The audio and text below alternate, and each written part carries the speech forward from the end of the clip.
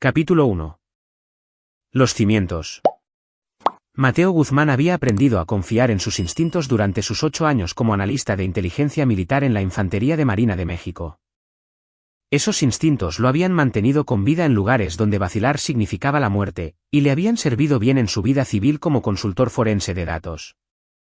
Pero últimamente, esos mismos instintos le susurraban advertencias sobre su suegro, Julián Benítez.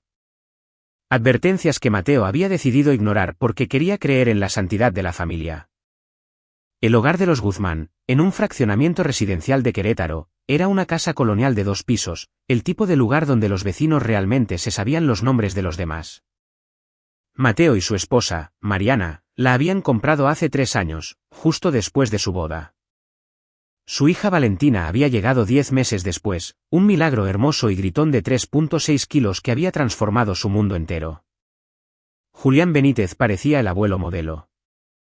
A sus 62 años, era un representante de ventas farmacéuticas jubilado, con cabello plateado, una sonrisa fácil y una risa genuina que podía llenar una habitación.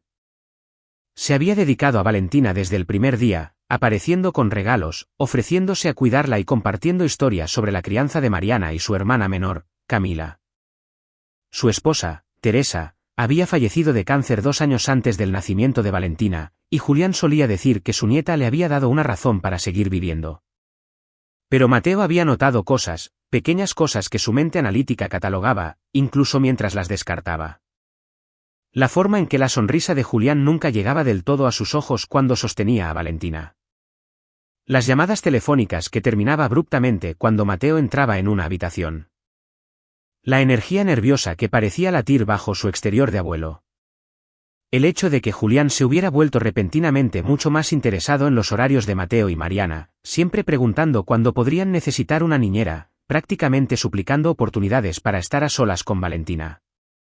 «Lo estás pensando demasiado», había dicho Mariana hace 3 semanas cuando Mateo mencionó sus preocupaciones. Ella estaba sentada en su cama cepillándose su cabello castaño rojizo, preparándose para dormir. «Papá solo está solo desde que mamá murió. Valentina lo hace feliz. ¿No es eso algo bueno?» Mateo había dejado el tema porque, ¿qué se suponía que debía decir? «Tu padre me da mala espina aunque en realidad no ha hecho nada malo». Eso no habría caído bien. Ahora, en este viernes por la noche a finales de octubre, Mateo se ajustaba la corbata frente al espejo del dormitorio mientras Mariana se maquillaba en el tocador. Era su 5º aniversario de bodas y tenían reservaciones en La Trattoria, un restaurante italiano en el centro histórico que había estado completamente reservado durante meses. ¿Empacaste la pañalera de noche de Valentina?, preguntó Mariana, inclinándose cerca del espejo para aplicarse rímel. Revisada 2 veces, confirmó Mateo. Pañales, fórmula, su manta favorita, todo completo. Tu papá tiene nuestros números de celular, el número del restaurante, y dejé la lista de contactos de emergencia en el refrigerador. Mariana se volvió hacia él con una sonrisa radiante. A sus 32 años, todavía le robaba el aliento. La misma mujer de la que se había enamorado hace 6 años en la carne asada de un amigo común. Sabes, papá ya ha hecho esto antes. Él estará bien. Lo sé, Mateo forzó una sonrisa. Solo quiero asegurarme de que todo esté cubierto. El timbre sonó a las 5:45 de la tarde. Julián estaba en el porche vistiendo pantalones caqui y un suéter ligero, luciendo en todo sentido como el abuelo cariñoso. ¿Están listos los tortolitos para su gran noche?, gritó alegremente mientras Mateo abría la puerta. Pasa, papá, dijo Mariana, bajando apresuradamente las escaleras con Valentina en sus brazos. La bebé de 10 meses gorgoteaba felizmente, con sus rizos rubios rebotando. Gracias de nuevo por hacer esto. Sé que es de último minuto. ¿Último minuto? He tenido esto marcado en mi calendario durante semanas. Julián se acercó a Valentina, quien fue hacia él sin protestar. Vamos a divertirnos mucho, ¿verdad, princesa? Tal vez el abuelo incluso te deje quedarte despierta más allá de tu hora de dormir. Mateo tomó sus abrigos del closet. Debería dormirse alrededor de las 7:30. Ha estado un poco inquieta con la dentición, así que hay tempra para bebés en la pañalera. Lo sé, interrumpió Julián gentilmente. Mateo, cría 2 hijas. Creo que puedo manejar a un bebé por unas horas. ¿Cierto? Lo siento. Mateo se sintió tonto. Estaba siendo sobreprotector, dejando que su paranoia se apoderara de él. Hicieron el recorrido por la casa, mostrándole a Julián dónde estaba todo, aunque él había estado allí docenas de veces. La fórmula estaba en la alacena de la cocina. El elefante de peluche favorito de Valentina estaba en la cuna. El monitor de bebé ya estaba encendido. El código del sistema de alarma era 4-7-21, aunque Julián también sabía eso. Ah, y el timbre RIN está activo, mencionó Mateo mientras se dirigían hacia la puerta. Así que, si alguien viene, recibiremos una alerta en nuestros celulares. Algo parpadeó en el rostro de Julián. Demasiado rápido para que Mateo lo identificara. Luego, el hombre mayor sonrió. La tecnología en estos días. Cuando Mariana era un bebé, no teníamos nada de eso. Tiempos diferentes, concordó Mateo, aunque sus instintos zumbaban de nuevo. Salieron a las 6:05 de la tarde, con Mariana prácticamente brillando de emoción. Era la primera vez que salían solos desde que nació Valentina. Mateo reprimió sus preocupaciones en lo profundo, decidido a darle a su esposa el aniversario que se merecía. Capítulo 2. ¿La alerta? La trattoria era todo lo que habían esperado. Iluminación tenue, excelente vino tinto y comida que hacía que Mariana cerrara los ojos en apreciación con cada bocado. Hablaron de todo excepto de Valentina durante la primera hora, reconectando como marido y mujer en lugar de solo como CEO padres. Mateo sintió que se relajaba, la tensión en sus hombros finalmente disminuía. A las 7:45 de la tarde, su celular vibró. Alerta del timbre RIN. Mateo frunció el ceño y sacó su teléfono mientras Mariana estaba a mitad de una frase sobre tomar unas vacaciones el próximo verano. La aplicación cargó lentamente y su ritmo cardíaco se aceleró inexplicablemente, esa vieja alerta de combate inundaba su sistema. El vídeo mostraba a Julián Benítez en su porche delantero a las 7:43 de la tarde, hace solo 2 minutos. Llevaba una maleta negra grande, del tipo que llevarías en un viaje de una semana. Miró a su alrededor nerviosamente, luego abrió la puerta con la llave que le habían dado y desapareció dentro con la maleta. La sangre de Mateo se heló. «Matt, ¿qué pasa?», preguntó Mariana, notando su expresión. Él giró el celular hacia ella sin decir una palabra, reproduciendo la grabación. El rostro de Mariana palideció. «¿Por qué tiene una maleta?». «Dijo que se quedaría en nuestra casa toda la noche». Mateo ya estaba de pie arrojando billetes sobre la mesa, mucho más que su cuenta, pero no le importaba. «Llámalo ahora». Las manos de Mariana temblaban mientras marcaba el número de su padre. El ruido del restaurante se desvaneció en el fondo mientras Mateo escuchaba el teléfono sonar. 1, 2, 3 veces. «¿Bueno?». La voz de Julián sonaba normal, incluso alegre. «Papá, ¿dónde estás?». La voz de Mariana se quebró. «Estoy en tu casa con Valentina, cariño». «¿Dónde más estaría?». «Ella acaba de dormirse». Luchó un poco, pero ahora está durmiendo como un ángel. Mateo le arrebató el celular a Mariana. «Julián, acabo de recibir una alerta del RIN mostrándote llegando a nuestra casa hace 7 minutos con una maleta». «¿Quieres explicar eso?». Una pausa. Demasiado larga. «Ah, eso. Solo corrí a casa para tomar algunos de mis medicamentos. Los olvidé cuando vine antes». «No es gran cosa». «Vives a 40 minutos de distancia», dijo Mateo con frialdad.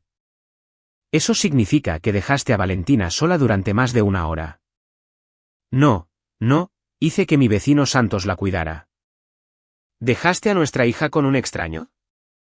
La voz de Mariana se elevó hasta casi un grito, atrayendo miradas de las mesas cercanas. «Santos no es un extraño. Es un maestro jubilado, perfectamente seguro». Mateo colgó. Su mente corría a través de escenarios, cada uno peor que el anterior. «Nos vamos a casa ahora». El trayecto de regreso tomó 23 minutos, aunque Mateo apenas lo recordaba. Estaba operando por puro instinto ahora, el mismo modo que lo había mantenido agudo en misiones especiales. Mariana lloraba en el asiento del pasajero, llamando a su padre una y otra vez, sin obtener respuesta ahora. Él no le haría daño, repetía Mariana. Él la ama. Él no lo haría. Lo sé, mintió Mateo, aunque ya no sabía nada. Llegaron a su cochera a las 8:17 de la tarde. La casa estaba oscura excepto por la lámpara de la sala. Mateo salió del auto antes de que el motor se detuviera, subiendo los escalones del porche de 2 en 2. La puerta estaba cerrada con llave. Tanteó con sus llaves, la adrenalina hacía sus manos torpes. La casa estaba en silencio, demasiado silencio. «Valentina». Mariana lo empujó, corriendo hacia la recámara de la bebé en el piso de arriba.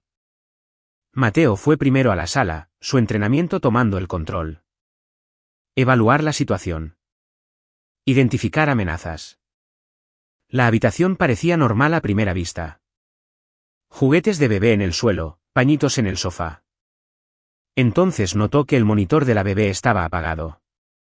El que le habían mostrado específicamente a Julián que estaba encendido. El grito de Mariana cortó la casa como una cuchilla.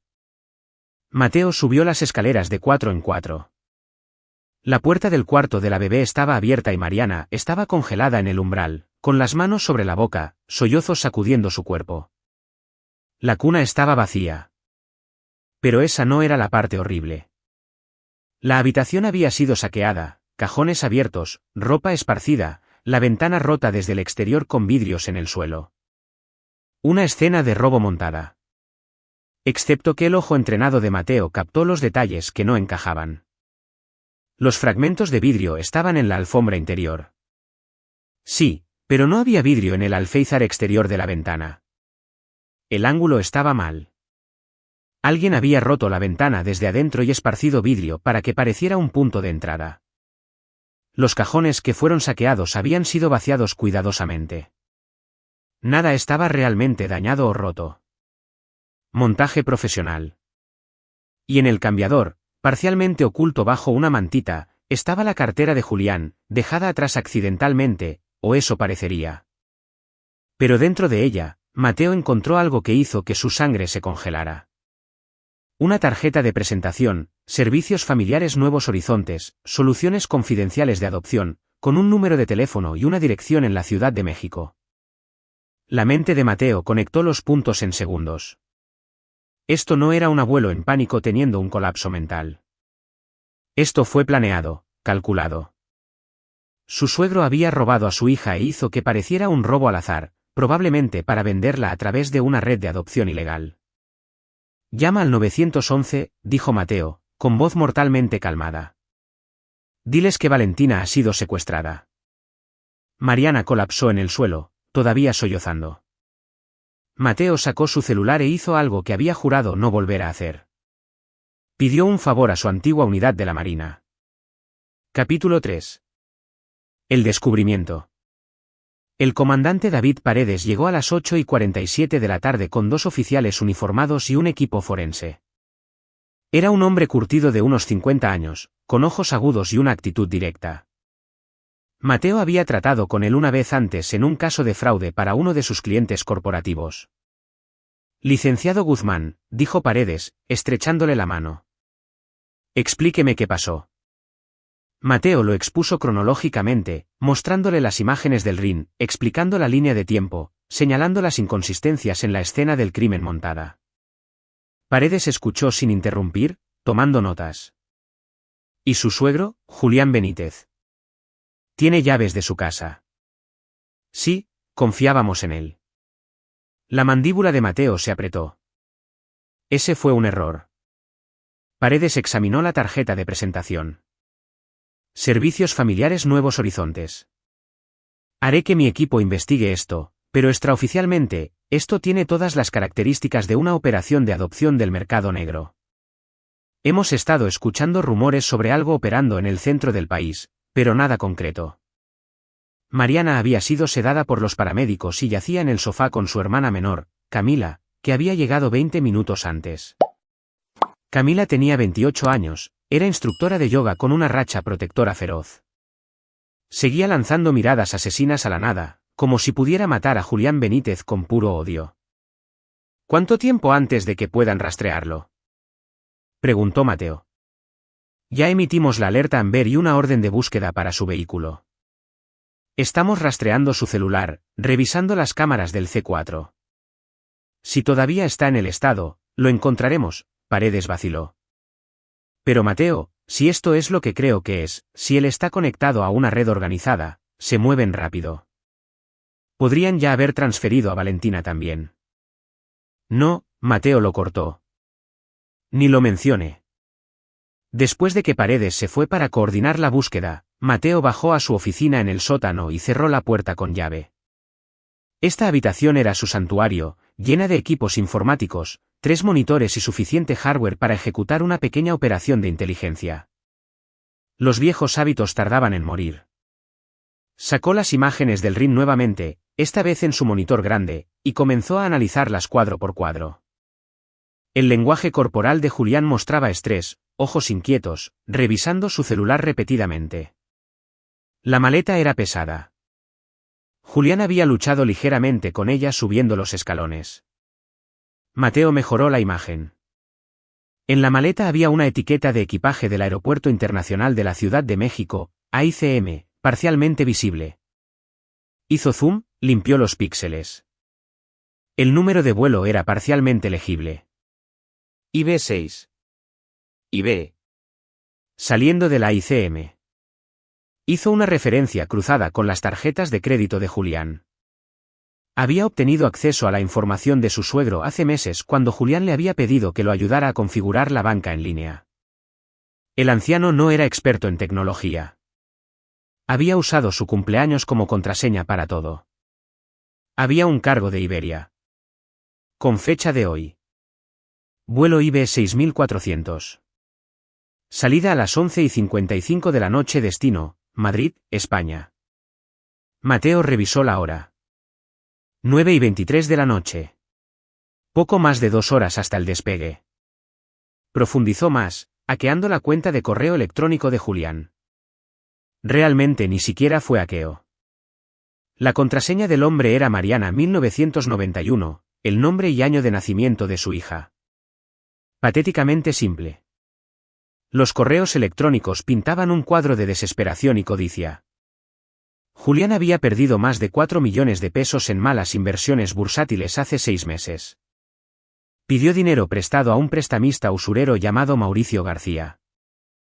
El interés se había compuesto brutalmente. Se estaba ahogando en deudas, mirando a la bancarrota, y cosas peores. Luego, hace 3 meses, un tono diferente en los correos electrónicos. Julián había sido contactado por alguien llamado Santos Domínguez de Servicios Familiares Nuevos Horizontes.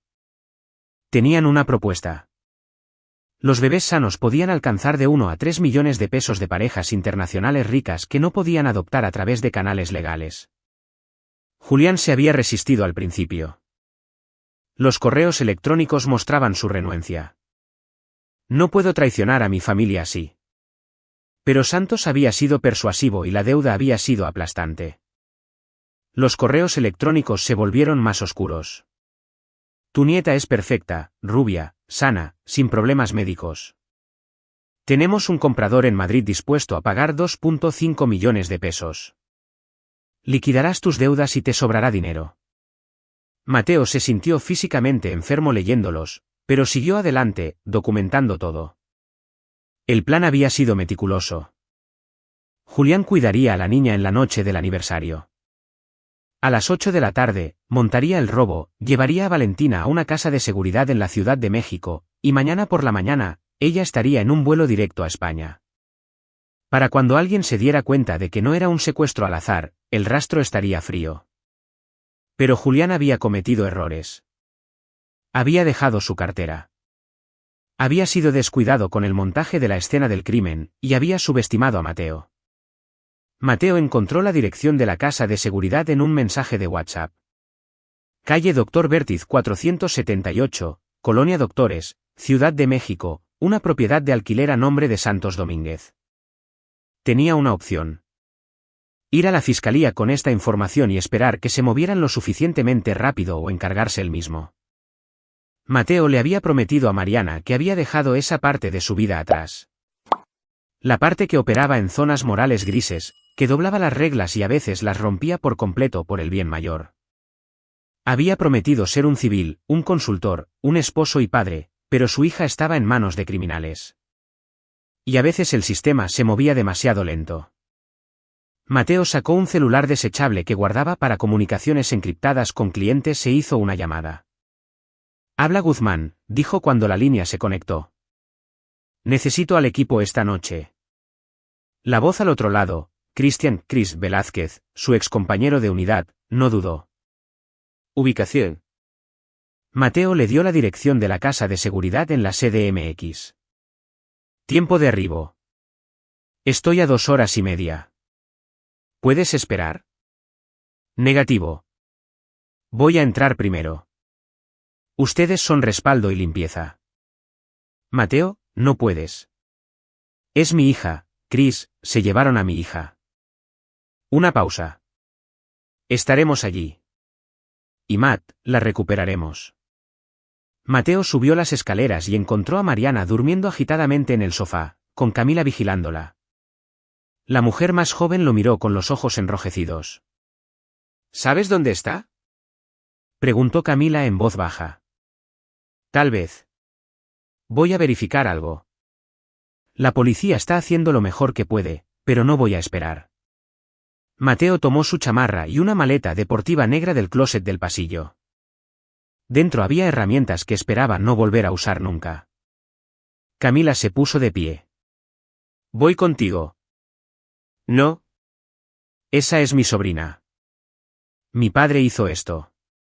Voy a ir». Mateo la estudió. Camila era dura. Él lo sabía. Había hecho 2 voluntariados con Médicos Sin Fronteras en zonas de conflicto. No era frágil. «Quédate en el auto cuando lleguemos allá», dijo finalmente.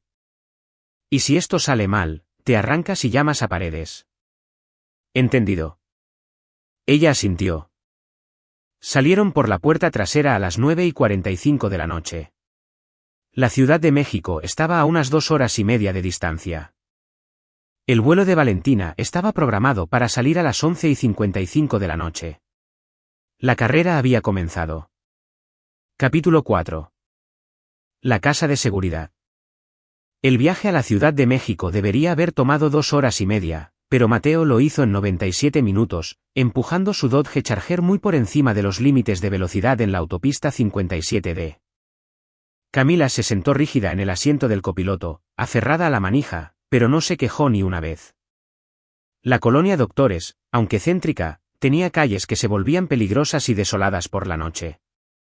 La casa de alquiler en el 478 era una construcción vieja de una sola planta, con la pintura descarapelada y rejas oxidadas. Un Nissan Versa plateado estaba en la entrada, el auto de Julián. Mateo se estacionó 3 casas más abajo y apagó las luces. Eran las 11:18 de la noche, 37 minutos hasta el vuelo. «Hay una luz encendida en la parte de atrás», susurró Camila, señalando. Mateo ya estaba sacando equipo de su maleta, una linterna táctica, ganzúas, su viejo cuchillo Ka-Bar y algo que nunca le había dicho a Mariana que poseía. Una Glock 19 con silenciador. Revisó el cargador por costumbre, la memoria muscular tomando el control. «Dios mío, Matt», respiró Camila. «Quédate en el auto. Seguros puestos. Motor encendido. Si no vuelvo en 15 minutos o si alguien más aparece, te vas y llamas al comandante Paredes», recitó el número.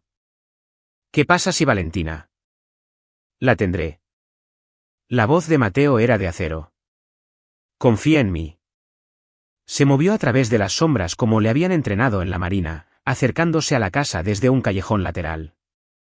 El pavimento estaba húmedo por la lluvia de la tarde, amortiguando sus pasos. Podía escuchar voces desde adentro. Hombres discutiendo. Mateo llegó a la ventana iluminada y miró a través de un hueco en las cortinas. Julián Benítez estaba sentado en una mesa de cocina luciendo demacrado y décadas mayor de lo que parecía esa tarde. Frente a él estaba sentado un hombre que Mateo reconoció por la foto de la licencia de conducir que había sacado, Santos Domínguez, un hombre corpulento de unos 50 años con el cabello engominado hacia atrás y ojos muertos. Un tercer hombre estaba junto a la puerta trasera, de brazos cruzados, más joven, tipo guarura, probablemente seguridad. Y en la esquina, en un portabebé en el suelo, estaba Valentina. Estaba durmiendo, ilesa. Perfecta.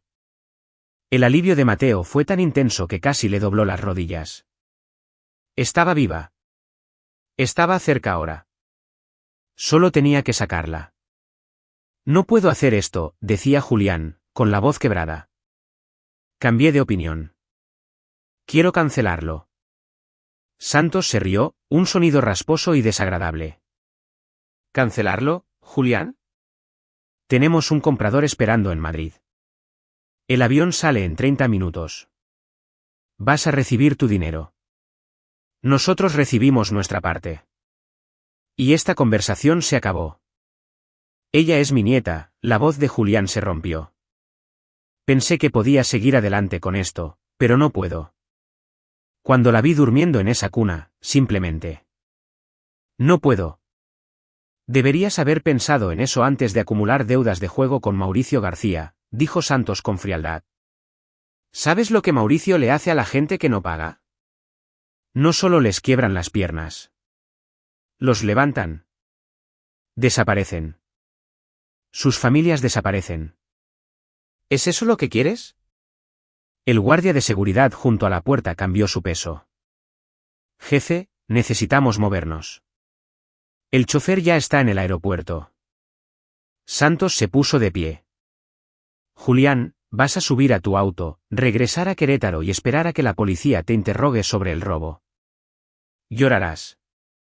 Interpretarás al abuelo devastado. Y en una semana, todo esto habrá terminado. Tendrás tu dinero, tus deudas saldadas y todos seguirán adelante. Voy a llamar a la policía, dijo Julián, alcanzando su celular. Santos se movió más rápido de lo que un hombre de su tamaño debería haber sido capaz de moverse. Agarró la muñeca de Julián, la torció bruscamente y la golpeó contra la mesa.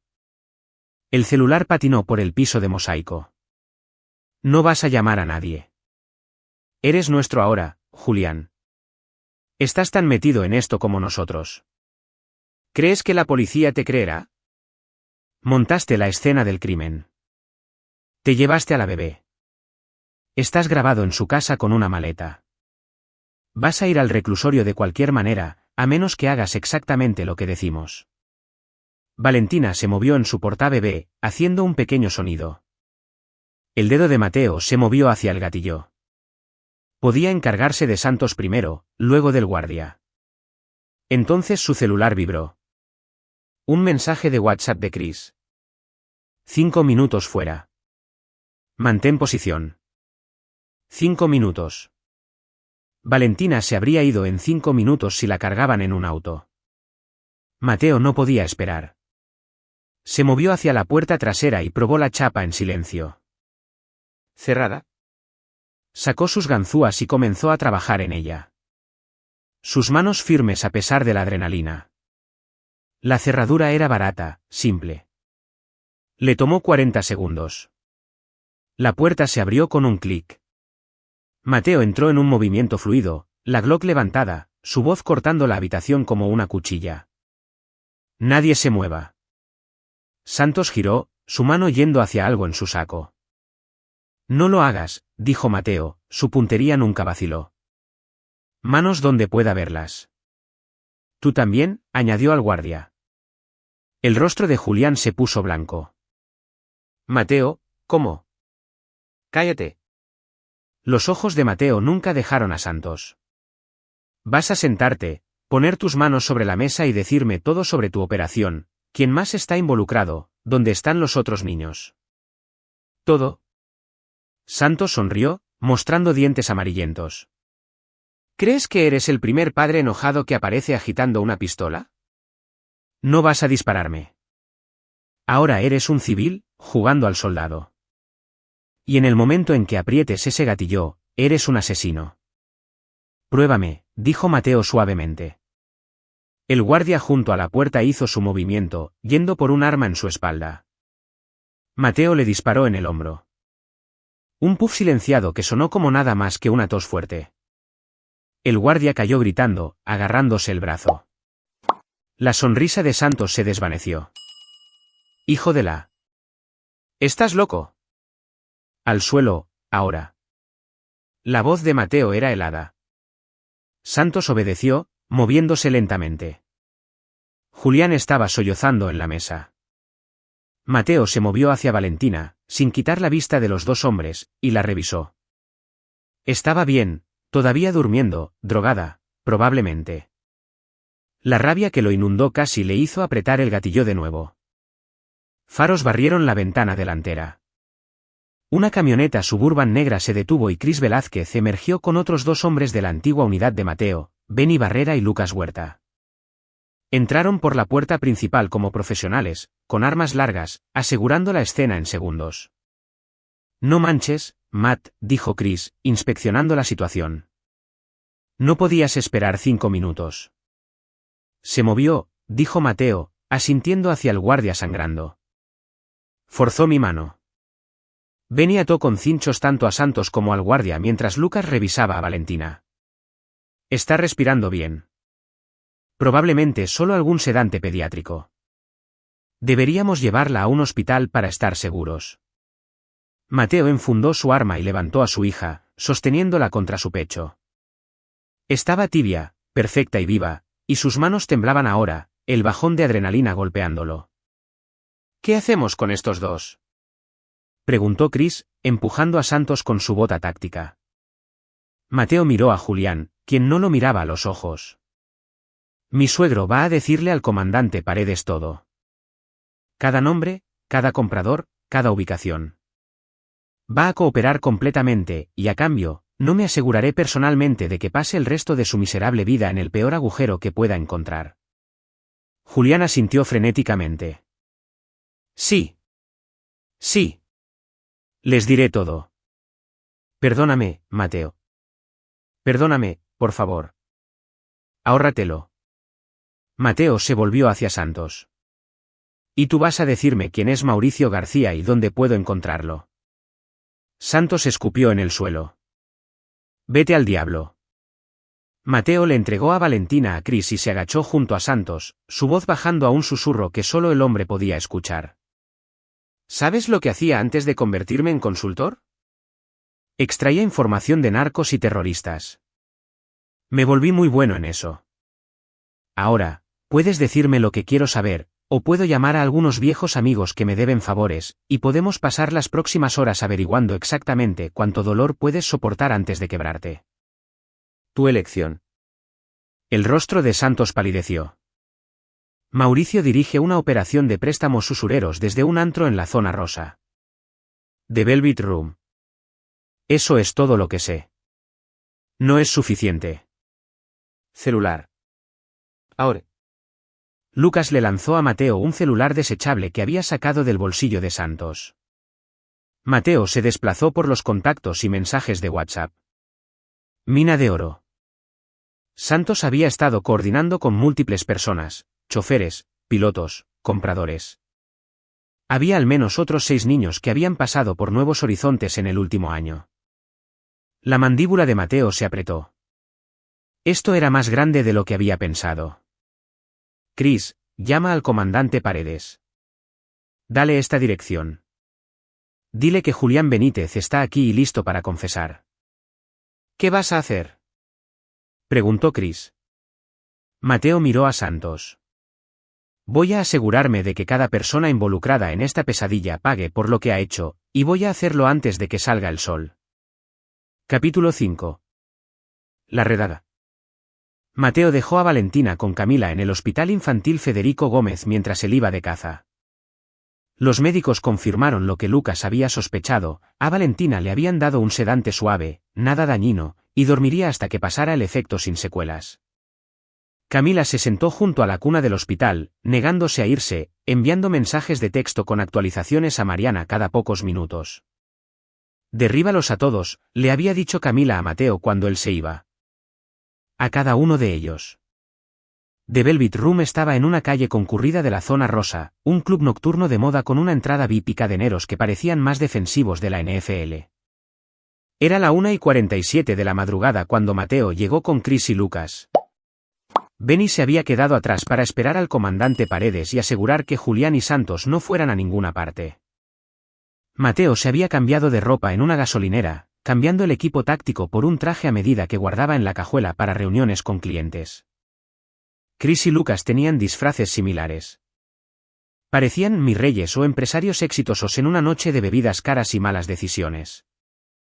El cadenero en la entrada VIP apenas miró la identificación falsa de Mateo, cortesía de Lucas, quien tenía conexiones sobre las que Mateo no preguntaba, antes de dejarlos pasar con un gesto. El antro estaba lleno a pesar de la hora. El bajo del reggaetón retumbando a través del piso. Luces estroboscópicas pintando todo en un caos de neón. Mateo se movió entre la multitud como un fantasma. Sus ojos escaneaban cámaras de seguridad. Rutas de salida. Amenazas potenciales. Viejos hábitos. La oficina de Mauricio está arriba, dijo Lucas al oído de Mateo, apenas audible sobre la música. Esquina noreste. 2 guardias, probablemente armados. ¿Cómo sabes eso?, preguntó Mateo. Hice un trabajo de consultoría para Mauricio hace 2 años. Sistemas de seguridad. Antes de saber qué tipo de lacra era. La expresión de Lucas era sombría. No terminé el trabajo una vez que me di cuenta. Se dirigieron a las escaleras, pero un muro de músculo bloqueó su camino. Un guardia de seguridad que parecía desayunar guardias más pequeños. La zona VIP está cerrada, dijo el guardia. Mateo sonrió agradablemente. Mauricio nos está esperando. Dile que Mateo Guzmán está aquí por Julián Benítez. El guardia parpadeó, sorprendido. Habló por una radio enganchada a su cuello, escuchó la respuesta y luego se hizo a un lado. Pásenle, pero primero los vamos a revisar. Mateo esperaba esto. Levantó los brazos mientras el guardia lo palpaba, sin encontrar nada. Habían dejado sus armas en el auto. Ir armados habría sido un suicidio. Este era un tipo diferente de extracción. La sección VIP era más tranquila, aislada del caos de abajo.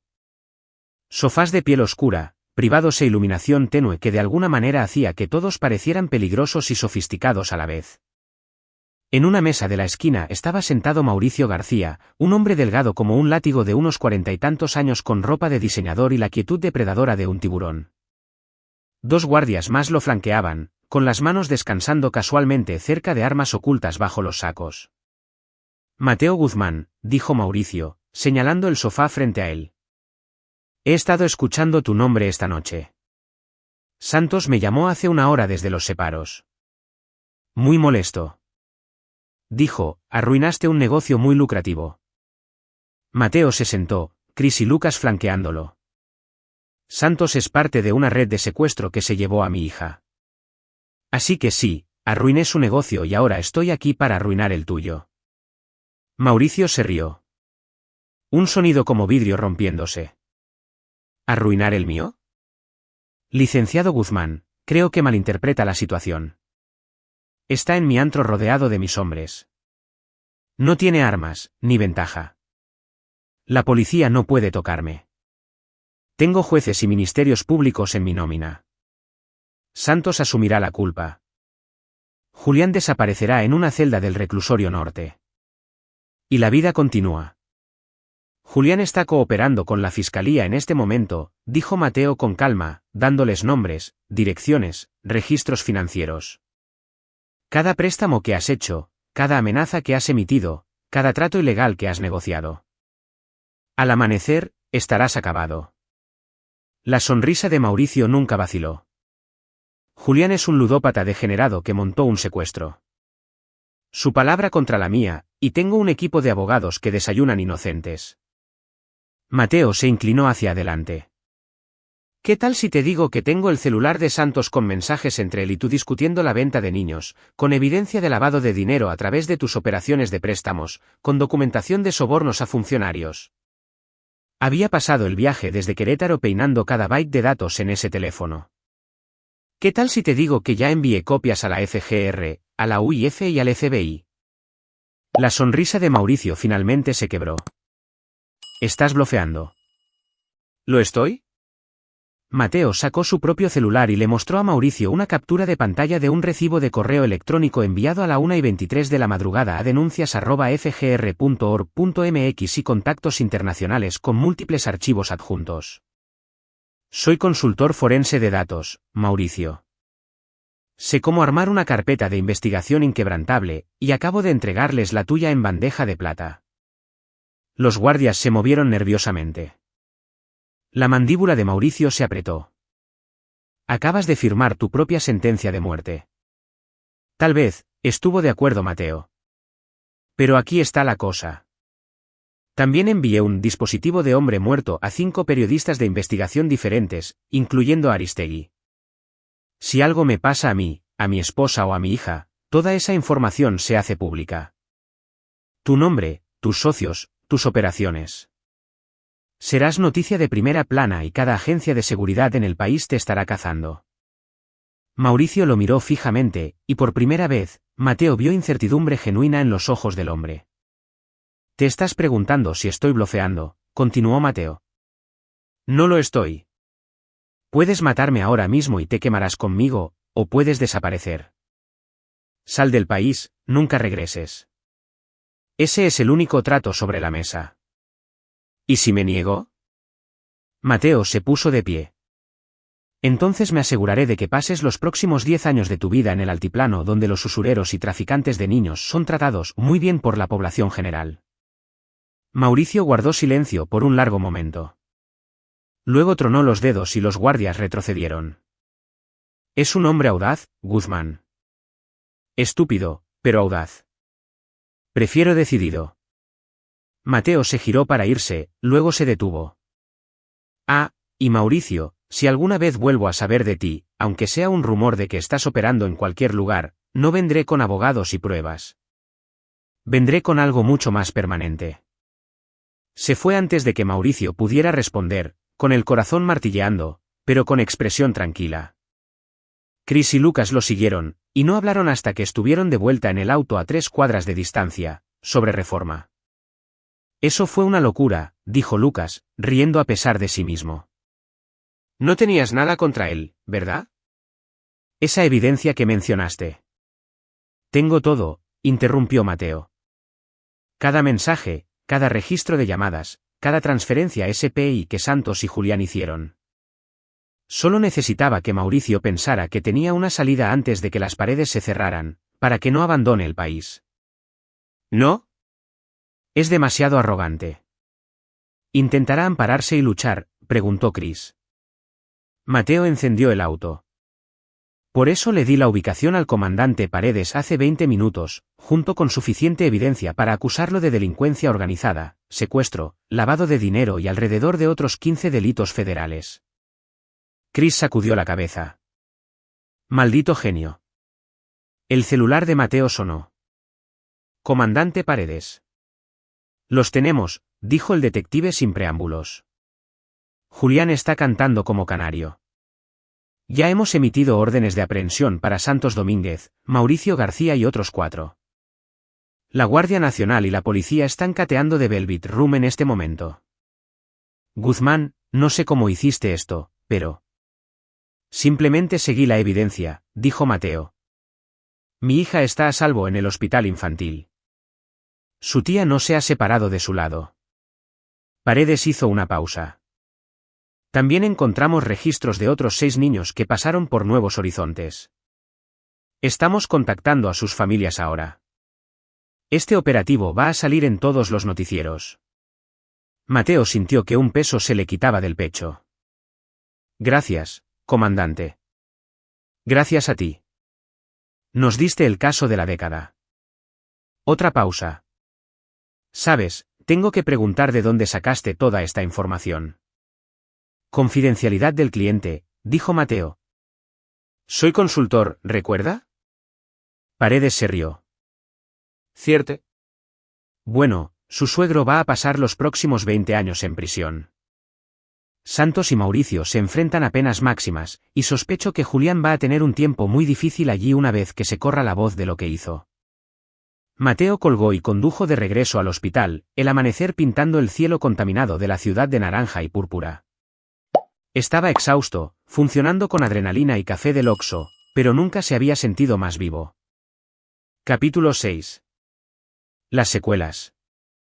Valentina fue dada de alta del hospital a las 9:30 de la mañana. Mariana había manejado desde Querétaro con la escolta del comandante Paredes.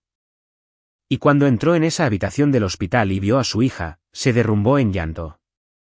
Mateo las abrazó a ambas, su familia intacta contra todo pronóstico, y se dejó sentir la emoción que había estado reprimiendo durante 12 horas. Julián Benítez fue procesado esa tarde, acusado de secuestro agravado, asociación delictuosa, corrupción de menores y una docena de otros delitos federales. Se declaró culpable y cooperó con la Fiscalía, dándoles suficiente evidencia para desmantelar toda la red de Nuevos Horizontes. 6 familias recuperaron a sus hijos. 15 personas fueron detenidas en 3 estados. Mauricio García no huyó. Fue arrestado en The Velvet Room a las 2:14 de la madrugada, rodeado de la Guardia Nacional y Policía Capitalina. Encontraron suficiente evidencia en su oficina para acusarlo de delincuencia organizada, lavado de dinero, secuestro y extorsión. Sus abogados intentaron interponer amparos, pero la carpeta de investigación era hermética. Santos Domínguez cooperó para obtener una sentencia reducida, 25 años en lugar de la pena máxima. Les dio nombres de compradores en 7 países diferentes. La Interpol emitió fichas rojas. La historia ocupó los titulares internacionales, red de adopción del mercado negro desarticulada en México. Pero Mateo no estaba satisfecho. Todavía había un cabo suelto. Capítulo 7. La trampa. 2 semanas después de que Valentina llegara a casa, Mateo estaba sentado en su oficina del sótano mirando un nombre en la pantalla de su computadora, Daniel Galindo. Galindo había aparecido en los registros telefónicos de Santos, un abogado penalista que había facilitado varias adopciones a través de Nuevos Horizontes. Había cubierto bien sus huellas usando empresas fantasma y comunicaciones encriptadas. Pero Mateo era mejor. Había encontrado las conexiones, rastreado las transferencias SPI y descubierto algo que hizo hervir su sangre. El licenciado Galindo había sabido del plan de Julián desde el principio. Él había sido quien investigó al comprador en Madrid. Él redactó los papeles de adopción falsos. Y cuando Santos fue detenido, Galindo destruyó la evidencia y desapareció antes de que la ministerial pudiera encontrarlo. El comandante Paredes lo había confirmado cuando Mateo trajo la evidencia. Galindo se peló. Tenemos órdenes de aprehensión, pero podría estar en cualquier lugar. Mateo tenía otras ideas. Había pasado 2 semanas construyendo una trampa usando cada habilidad que había aprendido en inteligencia militar. Había creado una identidad falsa, un rico empresario europeo llamado Klaus Richter, que buscaba adoptar un bebé mexicano sano a través de canales discretos. Había pagado por anuncios en foros de la Deep Web donde operaban personas como Daniel Galindo. Y ayer, Galindo había mordido el anzuelo. La reunión estaba programada para esta noche a las 7 de la tarde en una zona de bodegas industriales en Ecatepec, Estado de México. Se suponía que Mateo llevaría 3 millones de pesos en efectivo. Galindo traería al bebé, un niño al que afirmaba tener acceso a través de conexiones corruptas en el sistema de acogida. El comandante Paredes inicialmente se había opuesto al plan, pero Mateo lo había convencido. Necesitas a Galindo en el acto, intentando vender a un niño. De lo contrario, sus abogados destrozarán tu carpeta de investigación y saldrá libre por un tecnicismo o falta de pruebas. De esta manera, lo agarras con las manos en la masa, en flagrancia. Paredes finalmente había aceptado, pero con condiciones. Mateo usaría un micrófono y habría un equipo táctico completo rodeando la bodega. En el momento en que Galindo intercambiara dinero por un niño, entrarían. Mateo estaba en el baño de la fiscalía a las 6:15 de la tarde dejando que un técnico le colocara los cables. El micrófono era del tamaño de un botón cosido en el cuello de la camisa. El transmisor estaba oculto en la parte baja de su espalda. ¿Estás bien?, preguntó Paredes, apareciendo en la puerta. Bien. No tienes que hacer esto.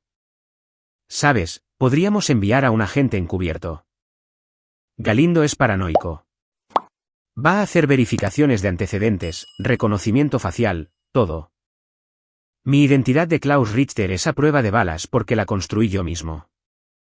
Cualquier otra persona, la olería. Paredes asintió. Solo recuerda, necesitamos que ofrezca explícitamente venderte al niño. Hazlo hablar sobre precio, logística, todo eso. Entonces entramos. Mateo revisó su reflejo en el espejo. Estaba vestido con un traje caro, interpretando el papel de un hombre de negocios sin escrúpulos dispuesto a comprar un niño. Se veía convincente. La bodega era exactamente tan lúgubre como Mateo había esperado. Láminas oxidadas, ventanas rotas, una ubicación tan lejos de la civilización que gritar no traería ayuda. Perfecto para transacciones ilegales. Mateo estacionó su auto y se acercó a la entrada principal, sus pasos resonando en el patio vacío. La puerta estaba abierta. El interior de la nave industrial era cavernoso y oscuro, iluminado solo por la luz mercurial de la calle que se filtraba a través de los tragaluces sucios. Richter, una voz llamó desde las sombras. Daniel Galindo salió a la luz. Un hombre de unos 40 y pocos años con la apariencia pulida de un abogado exitoso y ojos fríos. Sostenía un portabebé, y el estómago de Mateo se retorció cuando vio a un bebé durmiendo dentro. ¿De dónde sacó a ese niño?, preguntó Mateo, con voz firme a pesar de la rabia. Galindo sonrió. ¿Importa? No está aquí por la historia. Está aquí por el producto. Mateo se obligó a interpretar el papel. Necesito garantías. Cartilla de vacunación, acta de nacimiento, todo proporcionado, todo con apariencia legítima. Esta es una transacción limpia, señor Richter. Obtendrá todo lo que necesita para sacar al niño del país con pasaporte vigente. Galindo puso el portabebé sobre una tarima de madera. ¿Ahora, trae el dinero? Mateo levantó una maleta deportiva. Aquí mismo, pero quiero ver la documentación primero. Galindo sacó un folder y se lo entregó. Mateo lo hojeó. Actas de nacimiento falsificadas, registros médicos del IMSS apócrifos, papeles de adopción. Todo falso pero muy convincente. ¿Satisfecho?, preguntó Galindo. ¿Quién es este niño? ¿Importa?, repitió Galindo. Está sano. Ninguna familia lo busca. Usted obtiene lo que quiere. Yo cobro. Todos ganan. La mandíbula de Mateo se apretó. Alguien lo está buscando. Su familia. La expresión de Galindo no cambió. Su familia lo entregó. Firmaron los papeles. Legalmente, está disponible para adopción a través de Servicios Familiares Nuevos Horizontes. Los ojos de Galindo se entrecerraron. ¿Cómo sabe usted acerca de? Mateo se movió rápido, soltando la maleta y lanzándose hacia el portabebé. Galindo intentó bloquearlo, pero Mateo estaba entrenado para esto. Le metió una zancadilla, enviando al abogado a estrellarse contra el piso de concreto, luego agarró el portabebé y retrocedió. ¡Policía! ¡Nadie se mueva! Los agentes entraron por cada acceso, lámparas cortando la oscuridad, armas largas desenfundadas. Galindo se puso de pie a duras penas, con el rostro contorsionado por la rabia. Hijo de la... Me pusieron un 4. Comandante Paredes, querrá escuchar esto, dijo Mateo, tocando su cuello donde estaba oculto el micrófono. El licenciado Galindo aquí presente acaba de intentar venderme un bebé por 3 millones de pesos. Creo que eso es trata de personas, delincuencia organizada y fraude. Paredes apareció de las sombras, leyéndole a Galindo sus derechos. Daniel Galindo está detenido por tráfico de menores, secuestro y fraude. Tiene derecho a guardar silencio. Esto es inducción al delito, gritó Galindo mientras los oficiales lo esposaban. Es ilegal. Mis abogados van a tirar el caso. La inducción requiere que la autoridad provoque una conducta criminal en alguien que no tenía intención de cometerla, dijo Mateo con calma. Has estado vendiendo niños durante años. Solo te di otra oportunidad. Eso no es inducción. Eso eres tú haciendo lo que siempre has hecho. Paredes tomó el portabebé de manos de Mateo, mirando al bebé dormido en el interior. La ambulancia viene en camino para revisarlo. Rastreamos su origen. Fue reportado como desaparecido de un albergue del DIF en Toluca hace 3 días. La familia de acogida ha estado desesperada. Mateo sintió que la satisfacción se asentaba sobre él como una manta cálida. Otro niño salvado. Otro monstruo atrapado. Capítulo 8. El juicio. Los procesos judiciales ocurrieron rápido dada la presión mediática. La fiscalía tenía pruebas abrumadoras y la mayoría de los acusados buscaron el procedimiento abreviado para reducir sus condenas. Julián Benítez fue primero. Aceptó su culpabilidad a cambio de 20 años en el penal de San José el Alto en Querétaro. En la audiencia de sentencia, Mariana leyó una declaración que llevó a toda la sala de oralidad a las lágrimas. «Eras mi padre», dijo ella, con voz temblorosa. «Te confié lo más preciado de mi vida, e intentaste venderla como si fuera mercancía. No solo me traicionaste a mí. Traicionaste cada valor que me enseñaste sobre la familia. Espero que pases cada día de tu sentencia pensando en lo que destruiste». Julián lloró con su uniforme beige de recluso, pero no dijo nada. Santos Domínguez recibió 25 años. Mauricio García recibió prisión vitalicia. El juez citó su extenso historial criminal y la naturaleza particularmente atroz de lucrar con el sufrimiento de los niños.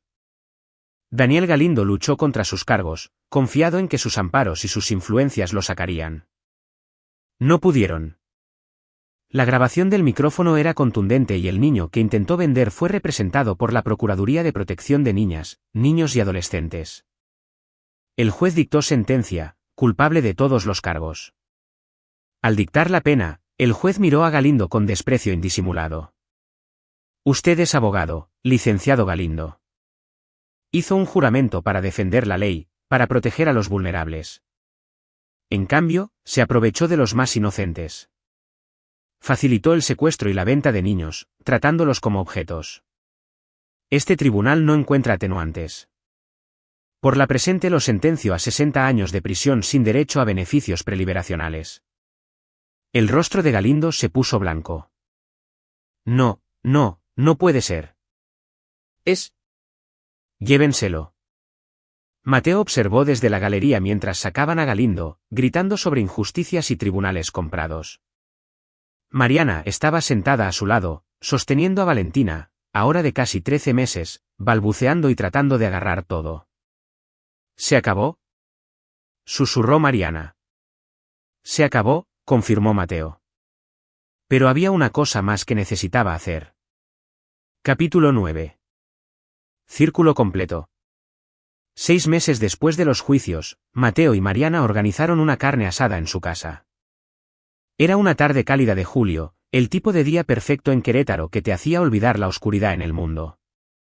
En su jardín estaban las familias de los 6 niños que habían sido rescatados de Nuevos Horizontes. Algunos de los niños eran demasiado pequeños para entender lo que había sucedido. Valentina ciertamente lo era, pero los padres entendían. Entendían lo que Mateo había arriesgado, lo que había hecho para traer a sus hijos a casa. Por Mateo, dijo Teresa López, la madre de un niño de 2 años que había sido sustraído de un parque en León. Levantó su vaso de agua de Jamaica. «El hombre que nos devolvió nuestras vidas». Todos aplaudieron y vitorearon. Mateo sintió que su rostro se ponía rojo. «Solo hice lo que cualquiera haría». «No», interrumpió Esteban Villa, padre de gemelos de 3 años que habían sido secuestrados de una guardería. «Hiciste lo que la mayoría no podría. No esperaste a que la burocracia funcionara. No te sentaste a esperar. Los cazaste e hiciste que pagaran». Mateo miró a Mariana, quien le sonreía con lágrimas en los ojos. «Tuve ayuda», dijo. «El comandante Paredes y su equipo, mi antigua unidad, todos los que creyeron que estos niños merecían justicia». «Pero tú fuiste el catalizador», dijo Paredes, apareciendo desde la cocina con una charola de arrachera. Se había convertido en un amigo durante los últimos meses, a menudo pasándose para ver cómo estaba Valentina. Sin tu investigación, todavía estaríamos persiguiendo fantasmas. La tarde avanzó. Los niños jugaban en los columpios que Mateo había instalado. Valentina caminaba tambaleándose detrás de los niños mayores, riendo cuando la empujaban suavemente. Los padres intercambiaban historias, teléfonos, promesas de mantenerse en contacto. A medida que el sol comenzaba a ponerse sobre el horizonte queretano, Mateo se encontró solo en la terraza por un momento, observando a las familias reunidas en su jardín. Mariana se acercó a su lado, tomando su mano. ¿Te arrepientes de algo?, preguntó en voz baja. Mateo pensó en esa pregunta. Había herido a un hombre. Bueno, le disparó en el hombro, pero podría haber sido letal. Había amenazado a otros. Había operado fuera de la ley de maneras que lo habrían llevado a la cárcel si las cosas hubieran salido diferente. No, dijo finalmente. Lo haría todo de nuevo, incluso sabiendo lo que hizo mi padre, lo que intentó hacer. Mateo se volvió para mirarla. Tu padre tomó sus decisiones. No te definen a ti. Y Valentina nunca lo conocerá, lo cual es probablemente lo mejor. Mariana se recargó en su hombro y permanecieron allí en un cómodo silencio por un rato, viendo jugar a su hija. Camila me contó algo interesante, dijo Mariana finalmente. Dijo que Julián tuvo una visita en el penal el mes pasado. La mandíbula de Mateo se tensó. ¿Quién? La hermana de mi mamá, mi tía. Aparentemente, le dijo a Julián que mi mamá habría estado avergonzada de él, que deshonró su memoria y destruyó a la familia que ella amaba. Julián se quebró por completo. Qué bueno, dijo Mateo sin simpatía. Los custodios lo tienen bajo vigilancia de suicidio ahora. Mateo no sintió nada, ni lástima, ni satisfacción, solo un vacío donde solía estar la preocupación por Julián Benítez. Él solito se buscó su destino. Más tarde esa noche, después de que todos los invitados se hubieran ido y Valentina estuviera dormida en su cuna, Mateo bajó a su oficina en el sótano. Abrió un cajón cerrado con llave y sacó una carpeta etiquetada Nuevos Horizontes, cabos sueltos. Dentro había nombres de personas que habían escapado.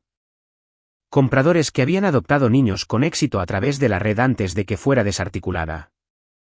Personas que vivían vidas normales con niños robados.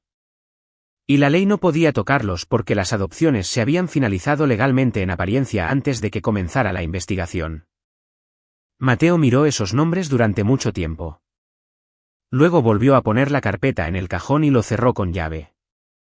Algunas batallas las peleabas. Algunas tenías que dejarlas ir. Subió las escaleras y encontró a Mariana en el cuarto de Valentina, simplemente mirando a su hija dormir. ¿Todo bien?, susurró Mariana.